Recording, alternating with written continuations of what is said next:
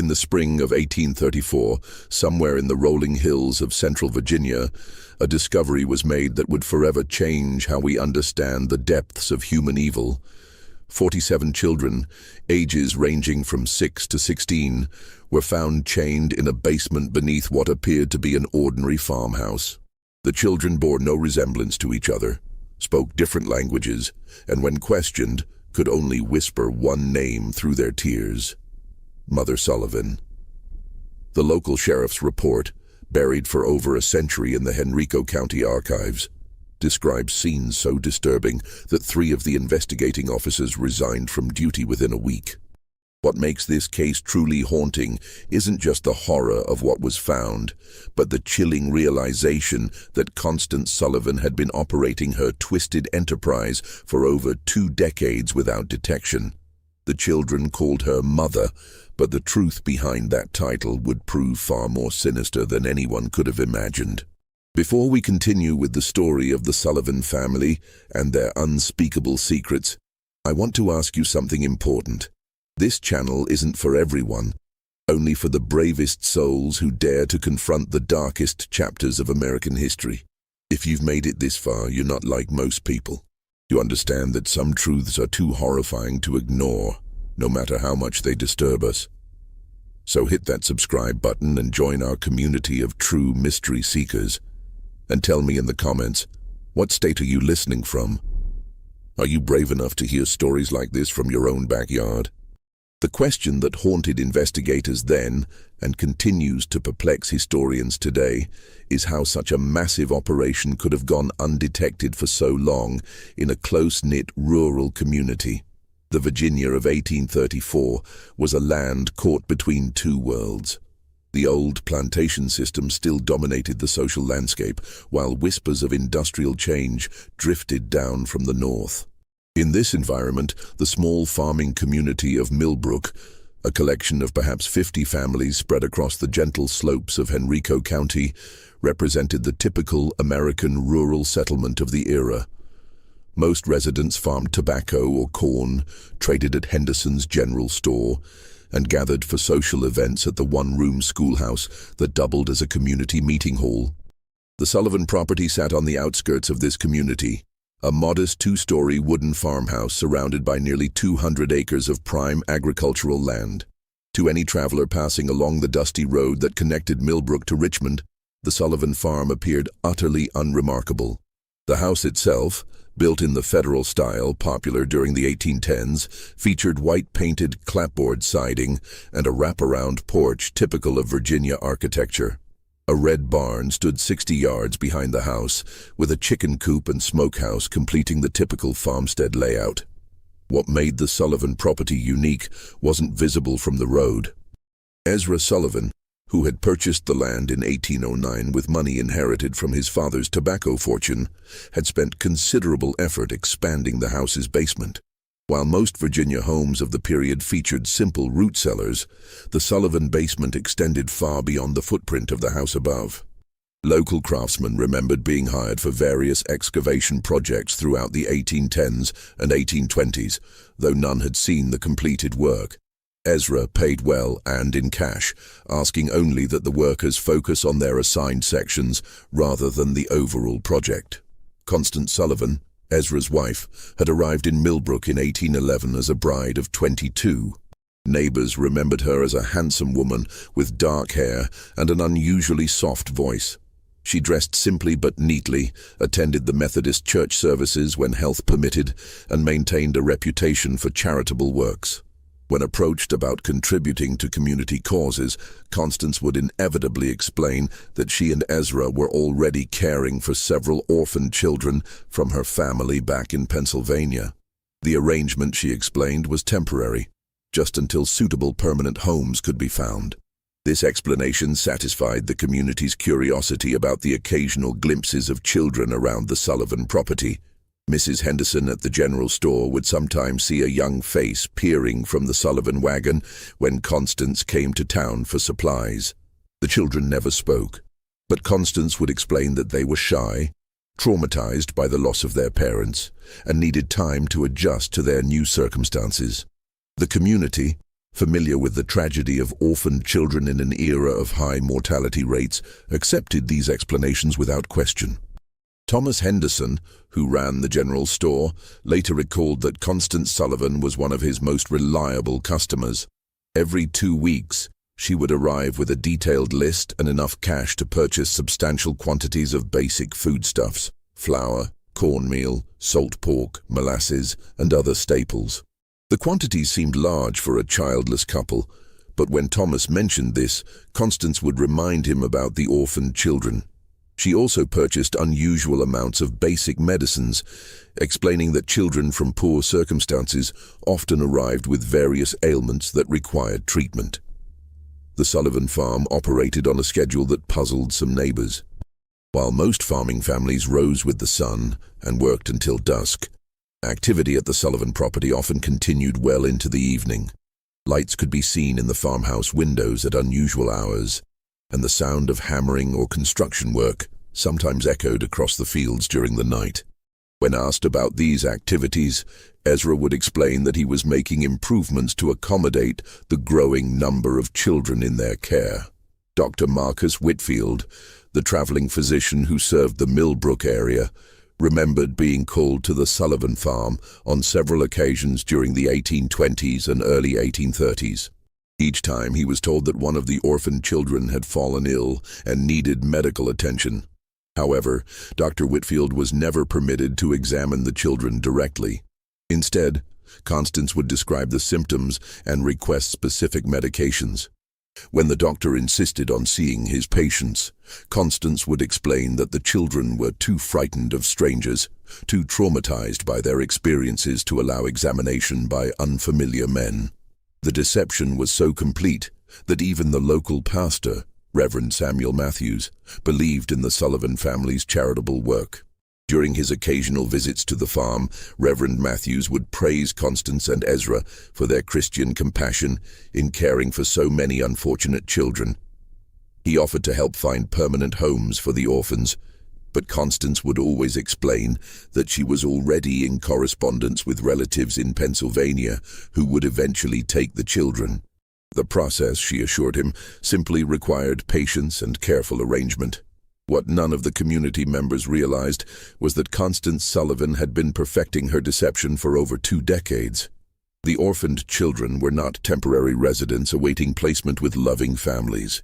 They were prisoners, purchased, kidnapped, or lured from their families across multiple states, held in conditions that would make hardened criminals weep with horror. The discovery that would expose the Sullivan family's horrific secrets began with a series of seemingly unrelated incidents in the early months of 1834. February had been unusually harsh, with temperatures dropping well below freezing for weeks at a time. The bitter cold that gripped Virginia that winter would prove to be both a blessing and a curse for the 47 children trapped beneath the Sullivan farmhouse. On February 23, 1834, a traveling merchant named Jacob Stern was making his way from Richmond to Charlottesville when a violent snowstorm forced him to seek shelter. The Sullivan farm, being the closest building visible from the road, seemed like a natural choice for emergency accommodation. Ezra Sullivan, despite his obvious reluctance, could hardly refuse hospitality to a stranded traveler during such dangerous weather. Stern later described the evening as uncomfortably tense. Constance Sullivan served a simple meal of cornbread and salt pork, but conversation was stilted and awkward. The Sullivans seemed nervous, constantly exchanging glances and starting at every sound. When Stern asked about the children he had been told lived on the farm, Constance explained that they were all sleeping and mustn't be disturbed. The children, she said, had been ill with fever and needed their rest. What disturbed Stern most was the sound. Throughout the night, as he lay on a makeshift bed in the Sullivan parlor, he could hear what sounded like muffled crying coming from beneath the floor. When he mentioned this to Ezra the next morning, Sullivan claimed it was probably just wind whistling through gaps in the foundation. The sound was common in old houses, especially during cold weather. Stern accepted this explanation, but something about the Sullivans' manner continued to trouble him. The second incident occurred 3 weeks later on March 15th. Mary Catherine Flynn, a young Irish immigrant traveling with her family to seek work in the tobacco fields around Richmond, became separated from their group during a river crossing. Exhausted and frightened, she made her way to the Sullivan farm as darkness fell. Constance Sullivan took her in, offering food and shelter for the night. Mary Catherine was never seen alive again. When her family reported her missing to the sheriff in Richmond, they described their last known location and the direction Mary Catherine had been heading. A search party was organized, but the vast expanses of Virginia wilderness made finding a single missing person nearly impossible. The search was called off after a week, and Mary Catherine Flynn was presumed to have died of exposure or been killed by wild animals. The final incident that would lead to the discovery occurred on April 2, 1834. A local farmer named William Hutchinson was hunting rabbits in the woods that bordered the Sullivan property when he heard something that stopped him cold. From somewhere near the Sullivan farmhouse came the sound of children screaming. Not the ordinary cries of youngsters at play, but raw, desperate shrieks of pure terror. Hutchinson crept closer to investigate, hiding behind a stand of oak trees about 50 yards from the Sullivan house. For nearly an hour, he watched and listened. The screaming continued intermittently, always seeming to come from beneath the house rather than from inside it. At one point, he saw Ezra Sullivan emerge from what appeared to be a cellar door on the side of the house. Sullivan looked around nervously, then disappeared back underground. When Hutchinson reported what he had witnessed to his neighbors, opinions were divided. Some suggested that the orphaned children might be more troubled than the Sullivans had indicated, perhaps requiring discipline or medical treatment that could be distressing. Others, however, began to remember odd details that hadn't seemed important before. The unusual amounts of food Constance Sullivan purchased, the strange sounds neighbors occasionally heard at night, the fact that none of the supposed orphans had ever been seen in town or at community gatherings. Sheriff Benjamin Crawford, a veteran lawman who had served Henrico County for over 15 years, initially dismissed the concerns as neighborhood gossip. However, when William Hutchinson approached him directly and insisted on filing a formal complaint, Crawford agreed to investigate. The law required him to follow up on reports of potential child abuse, regardless of his personal opinion of the accusers. On the morning of April 8, 1834, Sheriff Crawford rode out to the Sullivan farm, accompanied by his deputy, Marcus Webb. They arrived just after sunrise, expecting to conduct a routine inspection that would put the community rumors to rest. Constance Sullivan met them at the door, her manner calm and welcoming. She invited the officers inside for coffee and expressed concern about the gossip circulating in the community. The conversation began normally enough. Constance explained again about the orphaned children, showed the officers letters she claimed to have received from relatives in Pennsylvania, and offered to arrange for the children to meet with Sheriff Crawford once they recovered from their recent illness. Everything seemed perfectly reasonable until Deputy Webb asked to use the privy. As Webb walked around the side of the house, he noticed something that made his blood run cold. The cellar door that William Hutchinson had seen Ezra Sullivan using was secured with 3 separate padlocks. Heavy chains wrapped around the door handles, and the wood around the locks showed signs of desperate clawing, as if someone had tried to scratch their way out from the inside. When Webb returned to the house and quietly informed Sheriff Crawford about what he had observed, both men knew they were dealing with something far more serious than community gossip. Crawford politely asked Constance to show them the cellar, explaining that a thorough inspection would help put the rumors to rest. The change in Constance Sullivan's demeanor was immediate and chilling. Her face went pale, her hands began to tremble, and she began stammering about how the cellar was dangerous, how the children weren't allowed down there, how there was nothing to see but old farm equipment and storage. That was when they heard it. From somewhere beneath their feet came the sound of children crying, followed by a weak voice calling for help. The sound was muffled but unmistakable, and it was coming from directly below the kitchen where they stood.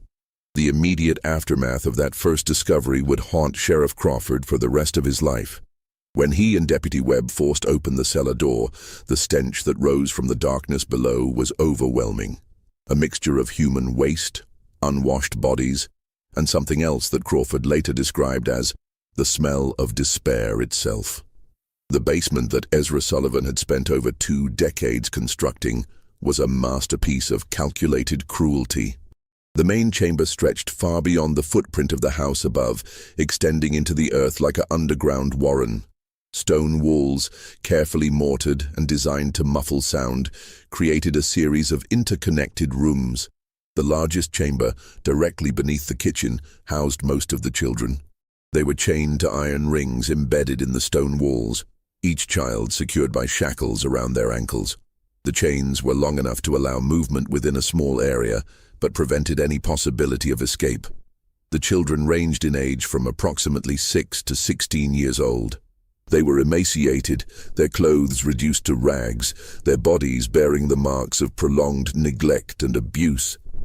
Many showed signs of illness, fever, respiratory problems, and skin conditions that came from living in the damp, unventilated underground space. What struck both officers most forcefully was the silence. After the initial cries for help, the children said nothing. They simply stared at the newcomers with eyes that held no hope, no expectation of rescue. Deputy Webb, a father of 4, had to leave the basement twice to vomit. Sheriff Crawford, despite his years of law enforcement experience, found himself unable to process the full scope of what he was seeing. The methodical nature of the imprisonment, the evidence of long-term planning, the sheer number of victims, it was beyond anything in his experience or imagination. In the smaller chambers, Crawford and Webb found evidence of the Sullivan system of control. One room contained stocks and restraining devices for punishment. Another held what appeared to be a primitive medical area where the children were treated for injuries and illnesses, not out of compassion, but to keep them alive and functional. A third room contained detailed records that would prove crucial to the investigation. Names, ages, dates of arrival, and notes about each child's condition and behavior. The records revealed the scope of the Sullivan operation. Children had been arriving at the farm regularly since 1812, shortly after Constance Sullivan came to Millbrook. The sources varied. Some were orphans purchased from overwhelmed poorhouses. Others were runaways lured by promises of food and shelter, and still others appeared to have been simply kidnapped from their families. The record showed that over the years, more than 90 children had passed through the Sullivan basement. The obvious question, what had happened to the others, was answered in the most horrifying way possible. In a separate chamber, reached through a narrow passage that required crawling. Crawford and Webb found the remains of at least 36 children. Some appeared to have died from illness or malnutrition. Others showed signs of violence. All had been buried in shallow graves beneath the basement floor, their bodies covered with lime to control odor and decay. The investigation that followed the initial discovery would continue for months, as authorities struggled to understand how such a massive criminal enterprise had operated undetected for over 2 decades. The answer lay in Constance Sullivan's genius for deception and her understanding of human psychology. She had created a persona that was almost perfectly designed to avoid suspicion in a rural 1830s community. The character of the charitable woman caring for orphaned children appealed to the community's Christian values while explaining away any unusual aspects of the Sullivan household. The story of traumatized children who were too frightened to interact with strangers provided a ready excuse for why the supposed orphans were never seen in public. The claim that permanent homes were being arranged with distant relatives explained why the children never seemed to leave the farm. Even more cleverly, Constance had created multiple layers of protection for her operation. The children were taught to call her mother, ensuring that if anyone ever overheard them, it would seem like a natural family relationship. The few times children had been glimpsed by outsiders, they had been carefully coached to remain silent and appear shy rather than terrified. The substantial food purchases were explained by the presence of multiple children, while the medical supplies were justified by the supposed poor health of orphaned youngsters. The physical setup of the operation was equally well planned. The basement construction had been spread over many years, with different workers handling different aspects of the project. No single craftsman had seen the complete layout or understood the true purpose of the modifications. The soundproofing was effective enough that even close neighbors rarely heard anything suspicious, and when they did, the sounds could be explained as ordinary farm activities or the normal noise of children playing. Perhaps most disturbing was the psychological control system that Constance had developed. The children were told that they had been abandoned by their families, that no one was looking for them, and that the outside world was dangerous and hostile. Those who behaved properly were given slightly better food and living conditions. Those who caused trouble were subjected to punishments that served as examples to the others. Over time, most of the children accepted their captivity as simply the way their lives were meant to be. The community's reaction to the discovery was one of complete shock and disbelief. Many residents initially refused to believe that Constance Sullivan, the quiet woman who had lived among them for over 20 years, could be capable of such monstrous acts. Some suggested that she must have been coerced by her husband, or that the whole situation was somehow a misunderstanding. These denials became impossible to maintain as more evidence emerged. The detailed records found in the basement included not just information about the children, but also correspondence with criminal contacts in other states. Constance Sullivan had been part of a network that trafficked in children, buying and selling young victims across state lines. The Sullivan farm was just one operation in a larger criminal enterprise that stretched from Pennsylvania to Georgia. As Sheriff Crawford delved deeper into the Sullivan case, disturbing patterns began to emerge that suggested the operation was far more sophisticated than initially believed. The correspondence found in the basement revealed that Constance Sullivan had been in regular contact with at least 12 other individuals across 5 states, all apparently involved in similar activities. The letters, written in a simple code that was eventually deciphered, discussed merchandise, deliveries, and quality control in language that clearly referred to human trafficking. One letter, dated just 3 months before the discovery, came from someone identified only as A. Morrison in Philadelphia.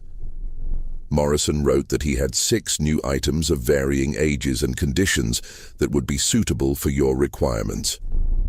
The letter included detailed descriptions of the children, their approximate ages, and their physical conditions. Most disturbingly, it included notes about their temperaments, which children were compliant and which might require additional training. The financial records painted an even more horrifying picture. Constance Sullivan had been paying between $50 and $200 per child, depending on age and condition. She had also been receiving payments from other locations, suggesting that the Sullivan farm served as both a destination and a distribution point for trafficked children. The total amount of money involved was staggering for the time period. Over $8,000 in transactions over 2 decades, equivalent to several $100,000 in modern currency. Dr. Marcus Whitfield, the traveling physician who had been called to the Sullivan farm on several occasions, became a key witness as the investigation expanded. Under questioning, he revealed that Constance Sullivan had always been unusually specific about the medications she requested. She had detailed knowledge of treating malnutrition, respiratory infections, and other conditions common in severely neglected children. She had also asked for sedatives and other drugs that could be used to control difficult prisoners. The doctor's testimony led to another chilling realization. Constance Sullivan had been systematically studying how to keep large numbers of children alive under conditions of extreme deprivation. The medical supplies she purchased, the questions she asked, even the layout of the basement, everything was designed to maximize the survival rate of her prisoners while minimizing the resources required to maintain them. Local businessman Thomas Henderson provided additional pieces of the puzzle. A review of his sales record showed that Constance Sullivan had been purchasing increasing quantities of basic supplies over the years. What appeared to be the growing needs of a charitable household was actually evidence of an expanding criminal operation. Henderson also remembered specific requests for items that seemed unusual at the time: extra blankets, large quantities of children's clothing, and bulk purchases of simple medicines. The investigation also revealed the role of Ezra Sullivan in the operation. While Constance appeared to be the mastermind, Ezra was responsible for the physical maintenance of the prison and the handling of the children. Several of the surviving victims, when they were finally able to speak, described him as the enforcer who carried out punishments and maintained discipline. His construction work on the basement hadn't been just expansion. It had been constant refinement of a system designed to hold human beings in captivity. The most disturbing revelation came from analyzing the records of children who had disappeared from the Sullivan farm over the years.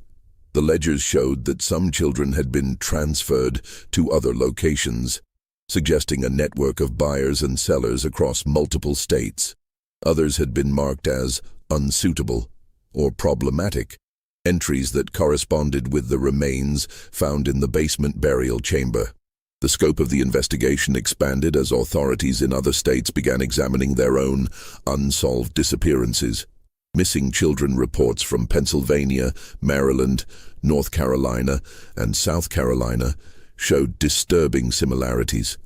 Many of the missing children fit the profile of those found at the Sullivan farm: poor, orphaned, or from families that were unlikely to have resources to search for them extensively. Federal marshals were called in to coordinate the multi-state investigation. This was unprecedented for the time period, as most law enforcement was strictly local. The Sullivan case represented one of the first major criminal investigations to cross state lines and involve federal authorities. The legal implications were complicated by the fact that many of the crimes had occurred in different jurisdictions under different laws. As weeks passed, more survivors began to tell their stories. The accounts were remarkably consistent, describing years of imprisonment, systematic abuse, and psychological manipulation. The children described how new arrivals were broken in, subjected to isolation, punishment, and indoctrination until they accepted their fate. They spoke of a complex hierarchy among the prisoners, with older children given minor privileges in exchange for helping to control younger ones. The survivors also revealed the extent of Constance Sullivan's psychological manipulation. She had convinced many of the children that they were worthless, that their families had sold them or abandoned them, and that they deserved their treatment. Some of the older children, who had been imprisoned for years, initially resisted rescue efforts because they had been conditioned to believe that the outside world was even more dangerous than their captivity. The investigation uncovered evidence of Sullivan's methods for acquiring victims. She had developed relationships with corrupt officials at poorhouses and orphanages who would provide children in exchange for payments. She had also cultivated contacts among criminal elements in major cities who could identify vulnerable children, runaways, street orphans, and others who wouldn't be missed immediately. Perhaps most chillingly, the records showed that the Sullivan operation had been expanding in recent years. The number of children being held had increased, and there were plans in the correspondence for establishing similar facilities in other locations. The discovery at the Sullivan farm had apparently interrupted a criminal enterprise that was on the verge of becoming a much larger operation. The breakthrough that would lead to the complete exposure of the Sullivan network came from an unexpected source. Among the surviving children was a girl named Rebecca, approximately 14 years old, who had been held longer than any of the others. Unlike the other children who had been broken by their ordeal, Rebecca had maintained a spark of defiance and an extraordinary memory for details. Rebecca had been kidnapped from her family's farm in Pennsylvania in 1829 when she was just 9 years old.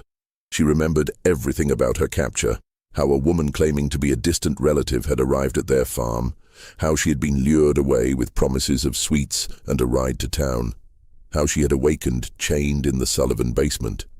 More importantly, she remembered every conversation she had overheard between Constance Sullivan and the various visitors who had come to the farm over the years. Rebecca's testimony revealed that the Sullivan operation was just one part of a much larger network.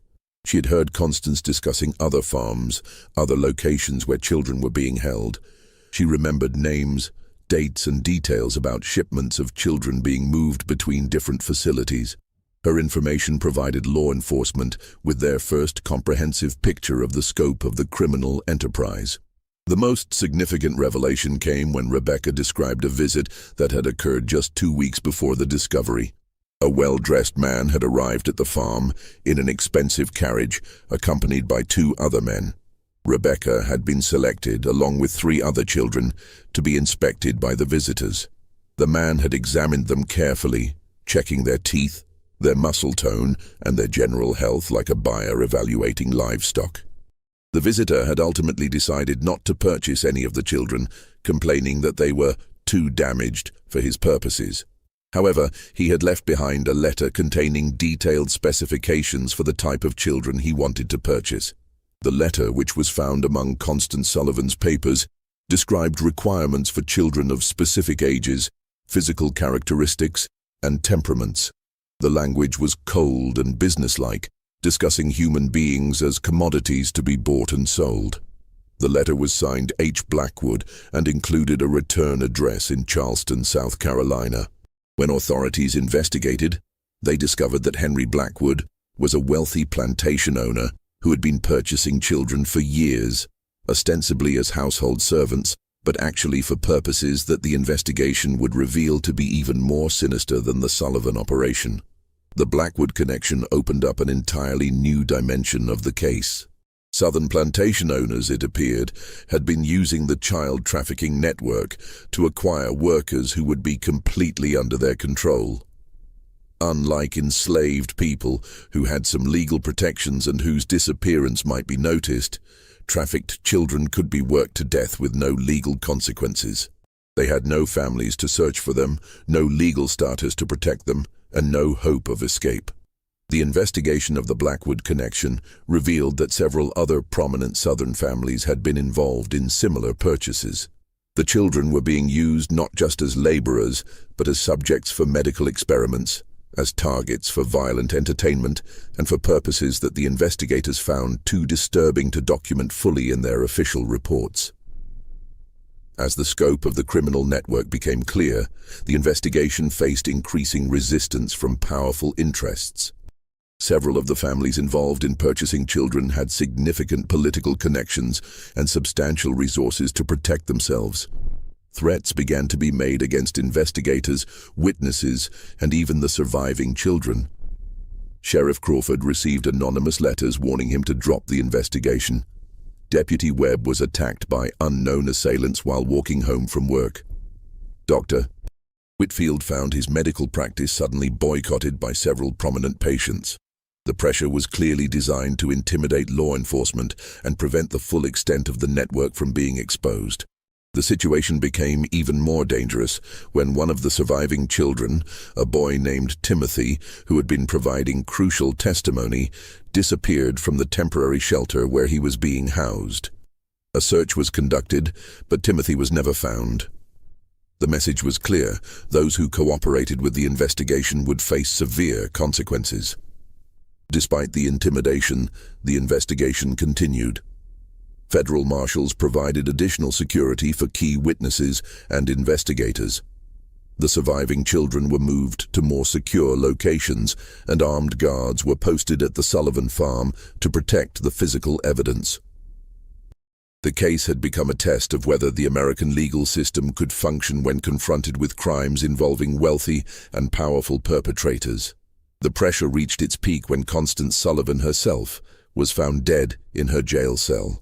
The official cause of death was listed as suicide, but the circumstances were suspicious. Sullivan had been scheduled to testify about the full extent of the criminal network, including the names of all her contacts and customers. Her death eliminated the investigation's most important witness and source of information about the broader conspiracy. The mysterious death of Constance Sullivan sent shockwaves through the investigation team. If powerful interests were willing to eliminate key witnesses, no one involved in the case was safe. The investigation had uncovered a criminal enterprise so vast and so well connected that it posed a threat to some of the most prominent families in American society. Just when it seemed that the investigation might be derailed by intimidation and violence, an unexpected development changed everything. A former employee of Henry Blackwood, motivated by guilt over what he had witnessed, came forward with evidence that would blow the case wide open. The employee, a man named Samuel Pierce, had worked as an overseer on the Blackwood plantation and had detailed knowledge of the children who had been purchased from the Sullivan network. Pierce brought with him documents that proved the connection between the Sullivan operation and the southern buyers. More importantly, he had witnessed the fate of many of the children who had been sold to plantation owners. His testimony would provide the final pieces of the puzzle and expose the full horror of what had been happening to America's most vulnerable children. Samuel Pierce's testimony before the federal grand jury in Richmond would go down as one of the most disturbing accounts in American legal history. Pierce, a man in his 40s with weathered hands and haunted eyes, had worked for Henry Blackwood for over a decade. What he had seen on the Blackwood plantation and what he revealed about the fate of the Sullivan children shocked even the seasoned investigators who had thought they understood the scope of the criminal enterprise. Pierce described how the Blackwood plantation operated two separate systems. The main plantation used enslaved labor for cotton production, operating under the typical, though brutal, economic model of Southern agriculture. However, Blackwood had also established what Pierce called the experimental quarters, a separate facility where the trafficked children were held for purposes that had nothing to do with agricultural production. The children purchased from the Sullivan network were used as subjects for medical experiments that Blackwood conducted with several associates, including 2 physicians from Charleston Medical College. The experiments were designed to test the limits of human endurance, to study the effects of various drugs and treatments, and to satisfy the scientific curiosity of men who viewed the children as laboratory animals rather than human beings. Pierce's most damning testimony concerned the detailed records that Blackwood maintained of these experiments. The plantation owner had documented everything: the children's reactions to different treatments, their survival rates under various conditions, and the progression of diseases that were deliberately introduced to study their effects. The records showed that Blackwood and his associates had been conducting systematic torture disguised as medical research. The testimony revealed that at least 37 children from the Sullivan network had been sold to Blackwood over the years. Of these, only 4 had survived long enough to be transferred to other buyers. The rest had died as a result of the experiments, malnutrition, or the brutal working conditions in the experimental quarters. Their bodies had been buried in unmarked graves in a remote section of the plantation. Pierce also provided information about the broader network of buyers. He had been present at meetings where Blackwood discussed purchases with other plantation owners, wealthy businessmen, and even some politicians. The conversations he overheard revealed that the trafficking network extended far beyond what investigators had imagined. Children were being bought and sold across the entire country, with different buyers having different requirements and purposes. The most shocking revelation came when Pierce described a gathering he had witnessed in the fall of 1833. Blackwood had hosted what he called a demonstration for potential buyers from across the South. The event was designed to showcase the quality of the children available through the network and to demonstrate the various uses to which they could be put. Pierce's description of this gathering was so disturbing that several members of the grand jury had to leave the room. The demonstration had included displays of the children's ability to perform various types of work, their responses to different forms of punishment and control, and their suitability for different types of exploitation. The buyers had been encouraged to examine the children closely, to test their reactions, and to place orders for specific types of victims. The entire event had been conducted with the casual, business-like atmosphere of a livestock auction. Pierce's testimony also revealed the financial scope of the network. The prices paid for children varied dramatically based on their age, physical condition, and intended use. Younger children, who could be more easily controlled and conditioned, commanded higher prices. Children with specific physical characteristics or abilities were sold at premium rates. The total amount of money involved in the network was estimated to be in the hundreds of thousands of dollars, a fortune for the time period. The investigation team used Pierce's information to coordinate raids on multiple locations across the South. Federal marshals working with local law enforcement simultaneously struck at plantations, warehouses, and other facilities where trafficked children were being held. The raids were conducted in secrecy to prevent the destruction of evidence and the escape of key perpetrators. The results of the coordinated raids were staggering. Over 100 additional children were rescued from various locations. Physical evidence was seized that documented the full extent of the trafficking network, including financial records, correspondence, and detailed logs of purchases and sales. Several prominent individuals were arrested, including Henry Blackwood, 2 physicians from Charleston Medical College, and a state legislator from Georgia who had been one of the network's best customers. The evidence seized during the raids painted a picture of systematic evil that shocked the nation. The trafficking network had been operating for over 30 years, had involved dozens of major buyers and sellers, and had victimized hundreds of children. The level of organization and sophistication was unprecedented for any criminal enterprise of the time period. The medical experiments conducted by Blackwood and his associates were documented in horrifying detail. The record showed that the experimenters had deliberately infected children with diseases to study their progression, had tested various poisons and toxins, and had conducted surgical procedures without anesthesia or proper medical training. The children had been treated as disposable research subjects, their lives valued only for the scientific knowledge that could be extracted from their suffering. The investigation also revealed the corruption that had made the network possible. Officials at orphanages, poorhouses, and local governments had been bribed to provide children or to ignore their disappearances. Judges had been paid to declare children abandoned or to approve adoptions that were actually sales. Even some law enforcement officials had been involved in covering up evidence and intimidating witnesses. The legal proceedings that followed would drag on for years, as prosecutors struggled to bring justice to victims of crimes that had occurred across multiple states and jurisdictions. The complexity of the case, combined with the wealth and political connections of many of the defendants, made prosecution extremely difficult. Several key defendants escaped conviction on technical grounds or through the influence of powerful allies. However, the public exposure of the trafficking network had profound effects that extended far beyond the legal proceedings. The Sullivan case became a catalyst for the first federal legislation addressing child trafficking and abuse. It led to reforms in the oversight of orphanages and poorhouses, and to the establishment of new legal protections for vulnerable children.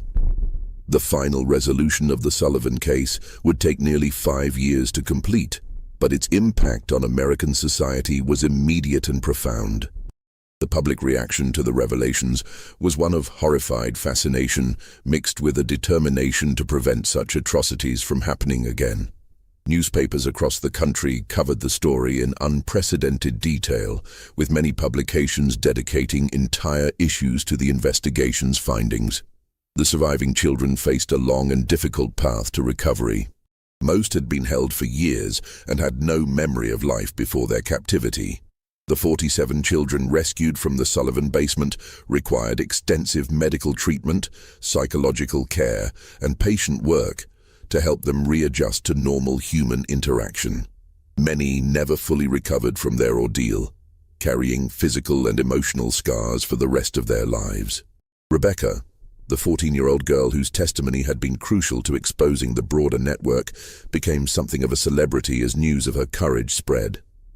However, the attention proved overwhelming for someone who had endured such trauma.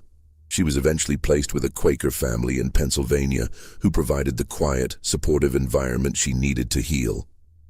Rebecca lived to be 73 years old, eventually marrying and raising a family of her own, but she never spoke publicly about her experiences again after the trial testimony. The legal proceedings revealed the full extent of the corruption that had enabled the trafficking network. Ezra Sullivan, who had been captured during the initial raid, was convicted on multiple charges of kidnapping, imprisonment, and murder. He was executed by hanging in Richmond on November 15, 1836, before a crowd of over 3,000 people. His last words, according to witnesses, were a confession that he had followed the devil's path and a plea for forgiveness from the children he had helped to torture. Henry Blackwood's trial became a sensation that exposed the dark underbelly of Southern plantation society. The medical records seized from his plantation provided evidence of systematic torture and murder that shocked even hardened observers. Blackwood was convicted of multiple murders and sentenced to death, but his execution was delayed for years by appeals and political maneuvering. He eventually died in prison in 1841, reportedly of a heart attack, though some suspected he had been poisoned by associates who feared he might reveal additional secrets. The two physicians from Charleston Medical College who had participated in the experiments were expelled from the medical profession and sentenced to long prison terms. Their cases led to new regulations governing medical research and the treatment of human subjects. The medical college itself faced a scandal that nearly resulted in its closure, as investigators revealed that several other faculty members had knowledge of the illegal experiments but had failed to report them. The investigation's most frustrating aspect was the number of powerful individuals who escaped justice despite clear evidence of their involvement. Several wealthy plantation owners fled to Europe before they could be arrested. Others used their political connections to avoid prosecution or to receive minimal sentences that didn't reflect the severity of their crimes. A state legislator from Georgia who had been one of the network's major customers was censured by his legislature but never faced criminal charges. The financial investigation revealed that the trafficking network had generated enormous profits for its organizers. Constance Sullivan alone had accumulated over $12,000 in profits over her 20-year operation, a sum equivalent to several $100,000 in modern currency. Much of this money was never recovered, as it had been invested in legitimate businesses or hidden in accounts that investigators couldn't trace. The Sullivan farm itself became a symbol of the horrors that had been uncovered. The property was seized by the government and eventually sold at auction, but no one wanted to live in a place associated with such evil. The house was demolished in 1845, and the basement was filled with concrete and sealed permanently. A small cemetery was established on the site to memorialize the children who had died there, though most of their names were never known. The case led to significant reforms in child welfare and protection. Virginia passed the first comprehensive child protection laws in American history, establishing government oversight of orphanages and requiring background checks for anyone seeking to adopt or care for large numbers of children. Other states quickly followed with similar legislation, creating the foundation for modern child welfare systems. The federal government also responded with new laws addressing interstate crimes and human trafficking. The Sullivan case had demonstrated the limitations of state-by-state law enforcement when dealing with crimes that crossed jurisdictional boundaries. New federal statutes gave marshals expanded authority to investigate and prosecute trafficking cases, establishing precedents that would prove crucial in later criminal justice developments. Perhaps most importantly, the case changed public awareness about the vulnerability of children and the need for systematic protection. The romantic notion of the charitable individual caring for orphaned children was replaced by a more realistic understanding of the need for institutional oversight and legal safeguards.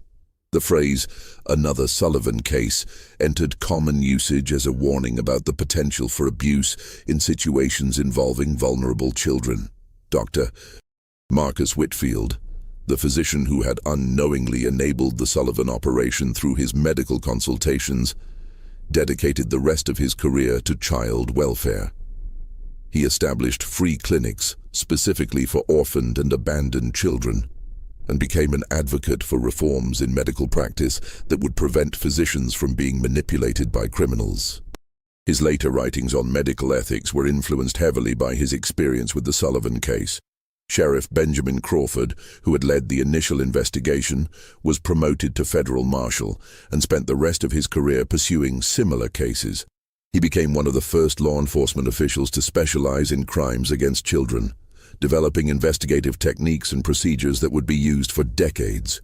Crawford's detailed reports on the Sullivan case became required reading for law enforcement officers across the country. The children's stories, as they emerged over the years, revealed the full scope of human resilience and the long-term effects of systematic abuse. Some, like Rebecca, were able to build relatively normal lives with proper support and care. Others struggled with mental illness, addiction, and other problems that stemmed from their traumatic experiences. A few never recovered at all, dying young from complications related to their years of imprisonment and abuse. The network's correspondence, which had been preserved as evidence, provided investigators with information that led to additional cases for years after the initial discovery. Letters found in the Sullivan basement contained references to other operations, other victims, and other perpetrators.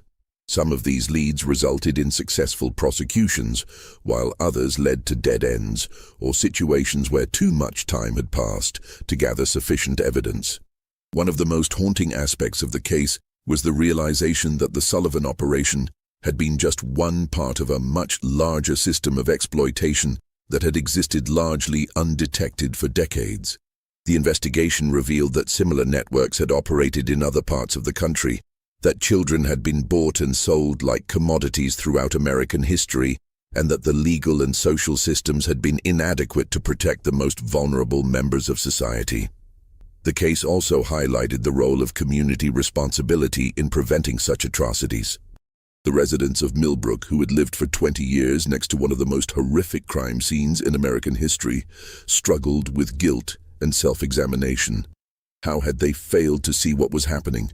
What signs had they missed or ignored? Could they have prevented the suffering if they had been more vigilant or suspicious?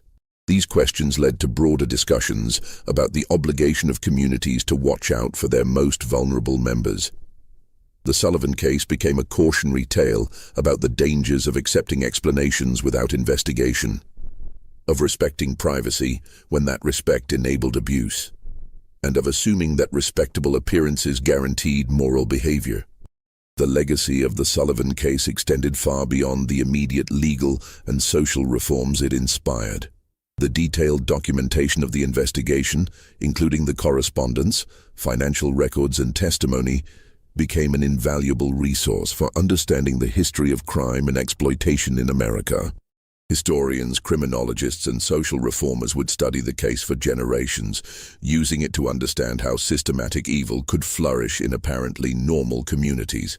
In the end, the Sullivan family's reign of terror was brought to an end not by sophisticated police work or advanced investigative techniques, but by the simple courage of ordinary people who refused to ignore obvious signs of trouble. William Hutchinson's decision to report what he had heard, Sheriff Crawford's willingness to take community concerns seriously, and Rebecca's determination to testify despite her trauma. These individual acts of moral courage were what ultimately exposed one of the most horrific criminal enterprises in American history. The basement, where 47 children were found chained, has been sealed for over a century, but the echoes of their suffering continue to remind us of the importance of vigilance, courage, and compassion in protecting those who cannot protect themselves. The Sullivan case stands as both a testament to human evil and a reminder of the power of individual conscience to overcome even the most entrenched systems of exploitation and abuse. If this story has given you chills, you understand why these dark chapters of American history must never be forgotten. Just when we thought we'd seen it all, the horror in places like the Sullivan farm intensifies our understanding of how evil can hide behind respectable facades. If this story is giving you chills, share this video with a friend who loves dark mysteries. Hit that like button to support our content, and don't forget to subscribe to never miss stories like this. Let's discover together what other secrets lie buried in America's past. This mystery shows us that evil often wears the mask of respectability, and that the most horrific crimes can be committed by those who appear most normal to their communities. What do you think of this story? Do you believe everything was revealed, or are there still secrets buried in the Virginia hills? Leave your comment below. If you enjoyed this tale and want more horror stories like this, subscribe, hit the notification bell, and share with someone who loves mysteries. The darkness of American history has many more secrets to reveal, and we'll be here to uncover them all. See you in the next video.